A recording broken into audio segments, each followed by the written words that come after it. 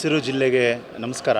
ಮೈಸೂರು ಜಿಲ್ಲೆಯ ಡೆಂಗಿ ಪ್ರಕರಣಗಳಿಗೆ ಸಂಬಂಧಪಟ್ಟ ಹಾಗೆ ಡೆಂಗಿಗೆ ಸಂಬಂಧಪಟ್ಟ ಹಾಗೆ ನಾವು ಜಿಲ್ಲೆಯಲ್ಲಿ ಇಲ್ಲಿ ತನಕ ಸುಮಾರು 3,138ಕ್ಕೂ ಅಧಿಕವಾಗಿ ಡೆಂಗಿ ಜ್ವರಕ್ಕೆ ಪರೀಕ್ಷೆಯನ್ನು ಮಾಡಲಾಗಿದೆ.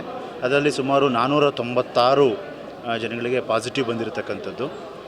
ಒಂದು ತೃಪ್ತಿಕರ ವಿಷಯ ಏನಂದರೆ ಇಂದಿನ 20 ದಿನಗಳಲ್ಲಿ ಡೆಂಗು ಪಾಸಿಟಿವಿಟಿ ರೇಟ್ ಏನಿದೆ ಅದು ಗಣನೀಯವಾಗಿ ಇಳಿಕೆ ಆಗ್ತಾಯಿದೆ.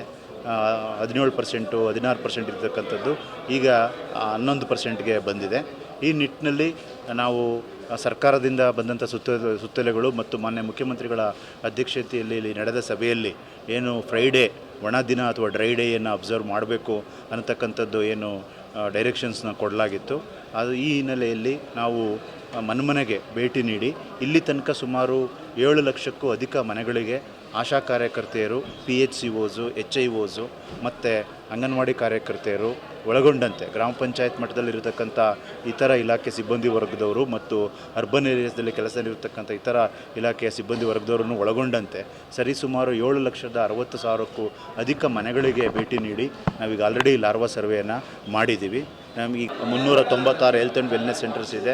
ಅದನ್ನು ಒಳಗೊಂಡಂತೆ KR ಹಾಸ್ಪಿಟಲ್ ಮತ್ತು ಡಿಸ್ಟ್ರಿಕ್ಟ್ ಹಾಸ್ಪಿಟಲ್, ಮೈಸೂರು ಅರ್ಬನ್ನಲ್ಲಿರತಕ್ಕಂಥ 11 ವಿವಿಧ ಆಸ್ಪತ್ರೆಗಳಲ್ಲೂ ಸಹ ಎಲ್ಲ ಡೆಂಗು ಪ್ರೋಟೋಕಾಲ್ಗೆ, ಡೆಂಗು ಟ್ರೀಟ್ಮೆಂಟ್ಗೆ ಬೇಕಾಗಿರತಕ್ಕಂಥ ಎಲ್ಲ ಔಷಧಿಗಳನ್ನು ನಾವು ಲಭ್ಯ ಇಟ್ಕೊಂಡಿದ್ದೀವಿ.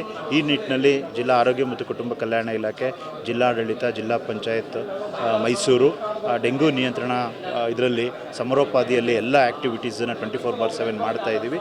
ಮುಂದಿನ ದಿನಗಳನ್ನು ಇದು ಇನ್ನೂ ಹೆಚ್ಚಿನ ಪ್ರಮಾಣದಲ್ಲಿ ಮಾಡಿ ಡೆಂಗ್ಯೂನ ನಿಯಂತ್ರಣ ಮಾಡ್ತೀವಿ ಅನ್ನೋ ಅಂಶವನ್ನು ನಿಮ್ಗಳ ಮೂಲಕ ಕೇಳಲಿಕ್ಕೆ ಇಚ್ಛಪಡ್ತೇನೆ.